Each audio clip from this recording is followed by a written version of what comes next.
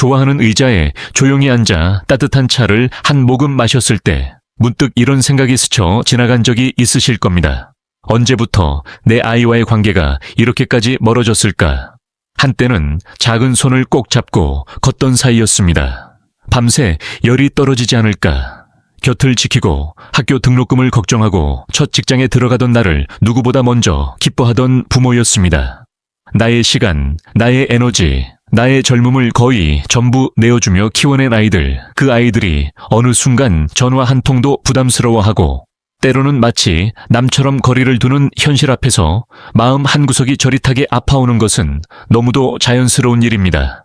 이 감정은 부모가 약해서 생긴 것이 아닙니다. 사랑했기 때문에 생긴 통증입니다. 저 역시 기업을 세우고 확장해 가는 동안 누구보다 가족을 먼저 생각했습니다. 삼성 상회를 대구에서 막 일으키던 시절에도 전자산업이라는 미지에 세계에 도전할 때도 제 마음의 중심에는 늘 하나의 믿음이 있었습니다.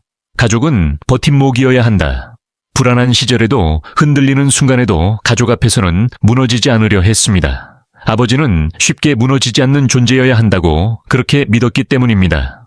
그래서 오늘 이 이야기를 꺼내는 것이 결코 가벼운 감정의 문제가 아니라는 것을 저는 잘 알고 있습니다. 이 영상은 원망을 위한 이야기가 아닙니다. 누군가를 비난하기 위한 자리도 아닙니다. 이 영상은 당신의 존엄을 지키기 위한 이야기입니다. 어떤 말은 단순한 불평처럼 들릴 수 있습니다. 그러나 어떤 말은 부모의 마음을 깊게 베어버리는 칼이 되기도 합니다. 그리고 그 말이 들린 순간 우리는 멈춰 서야 합니다. 왜냐하면 그 순간부터 관계는 사랑이 아니라 상처 위에 세워지기 시작하기 때문입니다. 오늘 저는 많은 분들이 결코 입 밖으로 말하지 않지만 모두가 마음속 깊이 느끼고 있는 그 진실을 조용히 꺼내보려 합니다. 끝까지 이 영상을 보신다면 당신의 남은 삶을 지키는 가장 중요한 기준이 무엇인지 분명해질 것입니다. 시작해도 될까요? 그 전에 이 이야기가 당신 마음에 닿는다면 구독과 좋아요는 큰 힘이 됩니다. 우리가 가장 먼저 마주해야 할 말이 있습니다. 난 태어나고 싶다고 한 적 없어. 조용한 새벽, 따뜻한 차를 마시며 지난 세월을 떠올리다 보면 왜 이 한 문장이 부모의 마음을 그렇게 깊게 무너뜨리는지 자연스럽게 떠오릅니다. 저는 대구에서 삼성 상회를 막 세웠던 시절을 지금도 또렷하게 기억합니다. 좁은 방 한켠에서 장부를 펴놓고 아이를 무릎 위에 앉힌 채 하루를 정리하던 밤들. 겨울이면 방 안은 꽤 추웠지만 아이를 품에 안고 있으면 그 어떤 난로보다 따뜻했습니다. 당신도 그랬을 겁니다. 때로는 밥을 굶어도 아이에게는 든든한 한 끼를 챙기고 몸이 아파도 아이가 열이 나면 밤새 등을 쓸어내리며 괜찮다고 속삭이던 시절 부모가 자식에게 준 사랑은 계산 없이 흘러갑니다. 그런데 어느 날 어른이 된 자식의 입에서 난 태어나고 싶다고 한 적 없어 라는 말이 흘러나오는 순간 그 말은 부모가 평생 바쳐온 시간과 희생을 단숨에 부정하는 칼처럼 파고듭니다. 겉으로는 단순한 불만처럼 들릴 수 있습니다. 하지만 그 말 속에는 이런 뜻이 숨어 있습니다. 나는 원하지 않았으니 당신이 책임져야 한다. 마치 부모가 자식 인생의 모든 무게를 영원히 떠안아야 한다는 듯한 말투입니다. 저 역시 사업이 위태로웠던 순간들이 수없이 많았습니다. 공장을 짓고 산업의 방향을 바꾸는 결정을 내릴 때마다 불안은 늘 따라붙었습니다. 그러나 아이들 앞에서는 흔들리지 않으려 했습니다. 아버지는 무너지지 않는 존재여야 한다. 그 믿음을 지키기 위해서였습니다. 부모는 그렇게 자신의 두려움과 아픔을 감추며 살아옵니다. 하지만 자식은 그 사실을 모를 때가 많습니다. 그래서 가볍게 안 태어나고 싶었어 라고 던진 그 말이 부모의 삶 전체를 뒤흔들어 버립니다. 여기서 분명히 말씀드리고 싶습니다. 부모가 져야 할 책임은 이미 완수되었습니다. 아이를 안전하게 키우고 사랑을 주고 세상에 설 수 있도록 이끌었다면 그 순간 부모로서 맡은 역할은 이미 끝난 것입니다. 그럼에도 이 말이 반복된다면 논쟁할 필요도 설명할 이유도 없습니다. 해야 할 일은 단 하나입니다. 거리두기입니다. 사랑을 포기하는 것이 아니라 내 존엄을 지키기 위한 선택입니다. 부모는 평생 많은 것을 주었습니다. 하지만 자신의 존엄만큼은 누구에게도 내어줄 필요가 없습니다. 그러니 이 말을 들었다면 스스로에게 이 질문을 던지셔야 합니다. 이 관계를 위해 나는 무엇을 잃고 있는가? 바로 그 질문이 당신의 남은 삶을 평온하게 되찾는 첫 걸음이 됩니다. 다음 이야기에서는 또 하나의 말, 부모의 마음을 조용히 무너뜨리는 두 번째 문장을 함께 마주하겠습니다. 오늘 우리가 마주해야 할 두 번째 말이 있습니다. 연락해주는 것만도 감사한 줄 알아. 이 말은 겉으로 들으면 가볍습니다.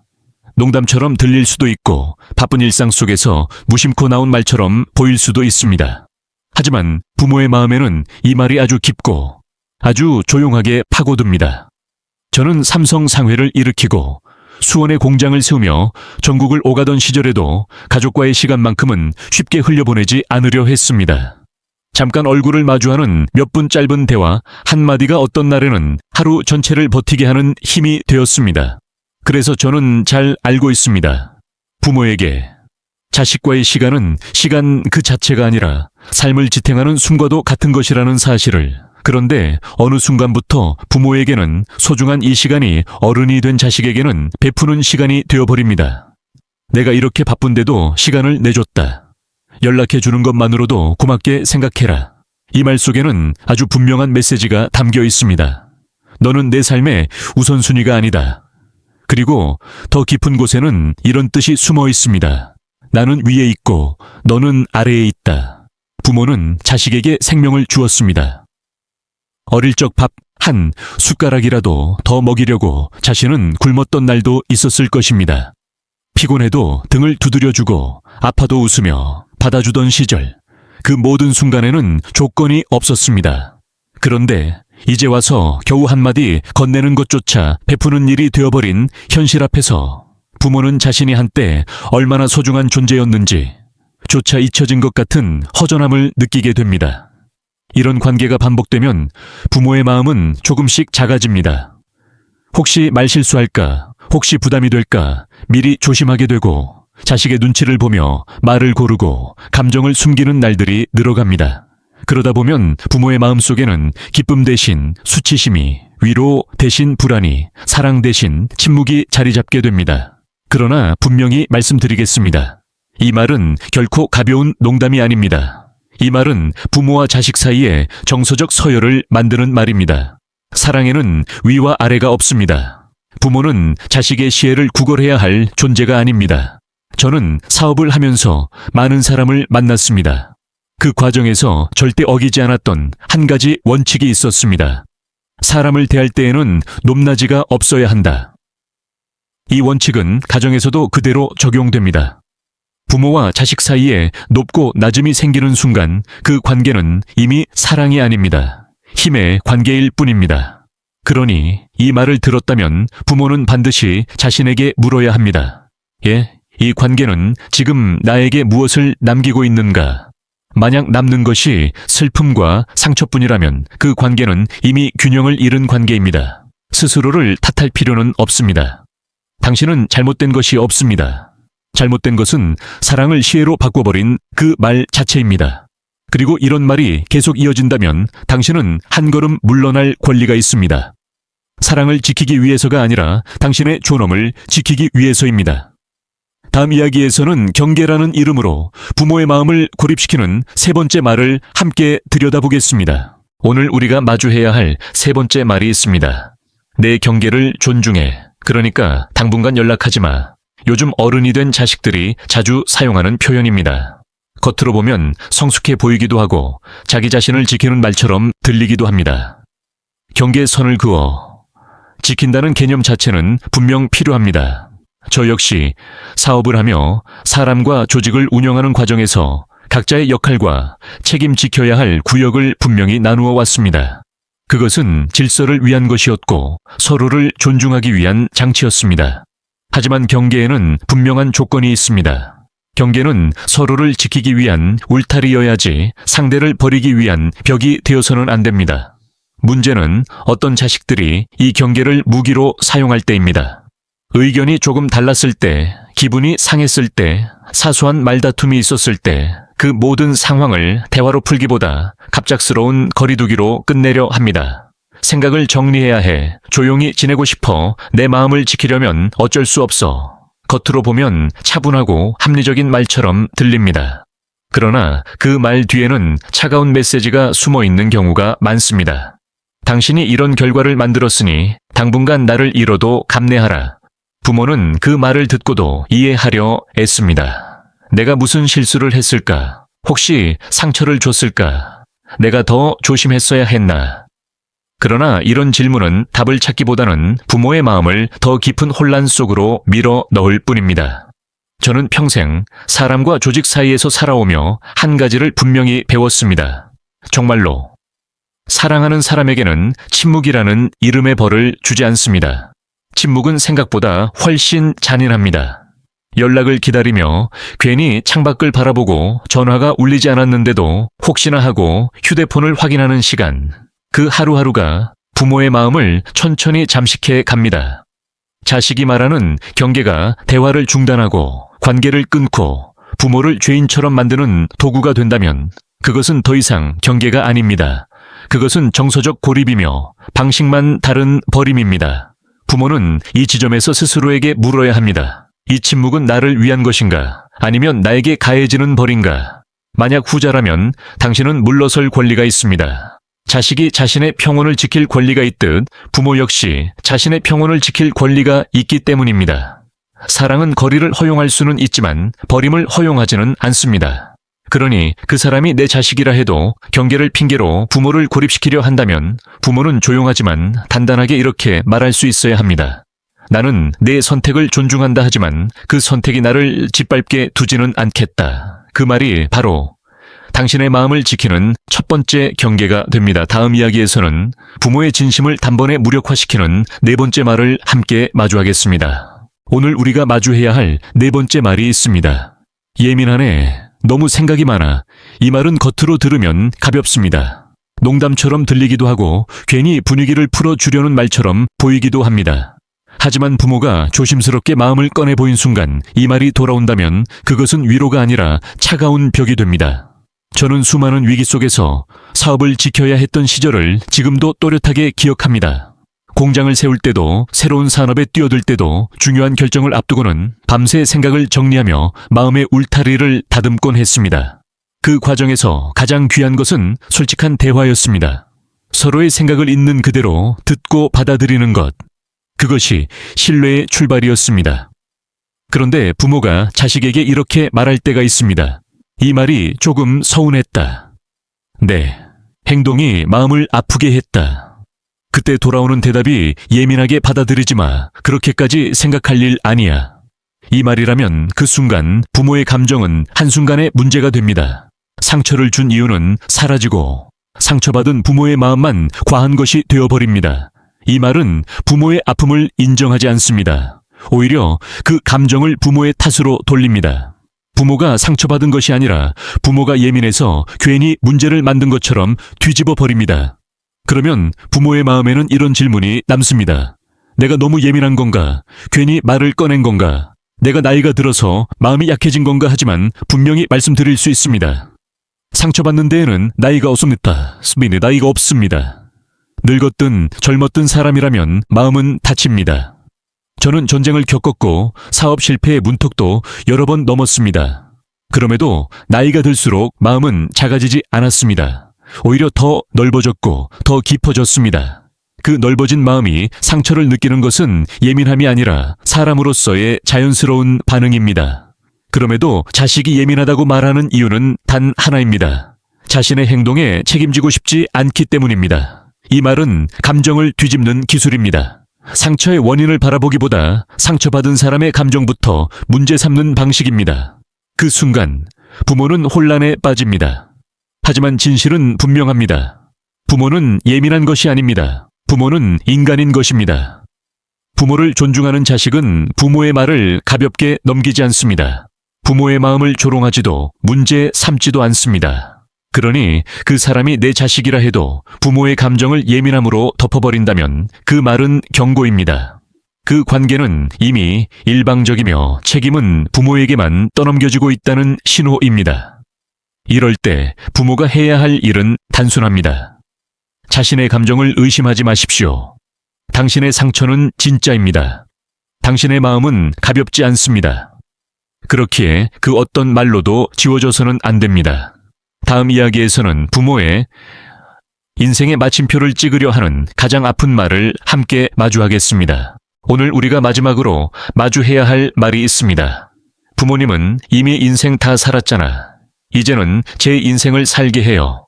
이 말은 표면적으로는 차분하고 논리적인 말처럼 들립니다. 자립과 독립을 이야기하는 것 같고 어른다운 결단처럼 보이기도 합니다. 하지만 부모의 마음에는 이 말이 가장 깊고 가장 차갑게 꽂힙니다. 저는 평생을 사업 속에서 살아왔습니다. 삼성 상회를 열고 작은 상점에서 출발해 산업을 키워가며 수많은 선택의 순간을 지나왔습니다. 그 과정에서 한 가지는 분명히 알게 되었습니다. 인생은 한 번 살고 끝나는 시간이 아니라 나이가 들어도 계속 흐르고 이어지는 시간이라는 것. 그런데 자식이 이 말을 던지는 순간 부모의 시간에는 갑작스러운 마침표가 찍힙니다. 부모의 역할은 끝났고 부모의 존재 가치는 이미 지나간 과거에 속하며 지금의 부모는 그저 물러나야 할 사람처럼 취급됩니다. 부모는 평생을 아이에게 걸었습니다. 첫 울음소리에 기뻐했고 첫 걸음에 눈물을 흘렸고 비바람 치던 시절에도 이 아이만은 무사해야 한다며 자신을 뒤로 미뤘습니다. 그 모든 시간은 부모에게도 분명한 인생이었습니다. 그런데 어른이 된 자식이 부모를 책장 끝에 놓인 오래된 책처럼 대할 때 부모는 자신의 존재 전체가 조용히 지워지는 듯한 아픔을 느끼게 됩니다. 물론 자식에게도 인생이 있습니다. 독립해야 하고 스스로 길을 만들어야 합니다. 그 점은 누구보다 부모가 잘 알고 있습니다. 부모는 자식이 자기 삶을 살아가는 모습을 보며 기쁨을 느끼는 사람들이기 때문입니다. 하지만 자식의 독립이 부모를 삶에서 잘라내는 이유가 되어서는 안 됩니다. 부모님은 다 살았으니 이제는 물러나세요. 이 말 속에는 차분함으로 포장된 냉정한 단절이 숨어 있습니다. 받아온 사랑과 희생을 조용히 정리해버리고 부모의 현재를 가볍게 치워버리려는 태도입니다. 그러나 분명히 말씀드리고 싶습니다. 부모의 시간은 끝나지 않았습니다. 부모의 인생은 여전히 살아있고 여전히 의미 있으며 여전히 따뜻한 온기를 품고 있습니다. 당신은 어제의 사람이 아닙니다.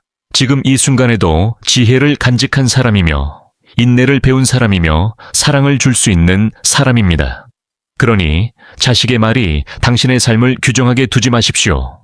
부모의 삶은 부모의 것입니다. 남은 시간은 누구의 허락도 없이 당신 자신의 평온을 위해 살아도 되는 시간입니다.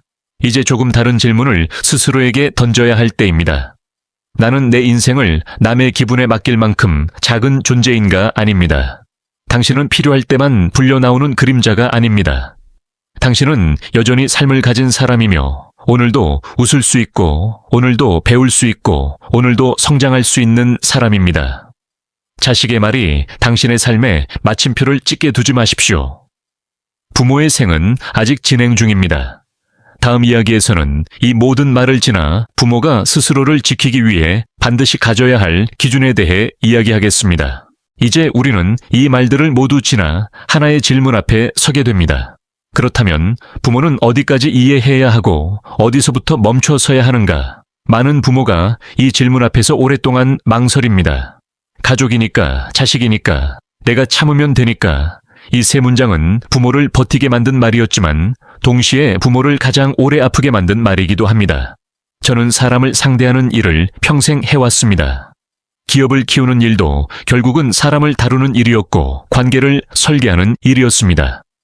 그 과정에서 명확해진 한 가지가 있습니다. 기준이 없는 관계는 반드시 한쪽을 소모시킨다는 것. 기준이 없으면 참는 사람이 계속 참게 되고 이해하는 사람이 끝까지 이해하게 됩니다.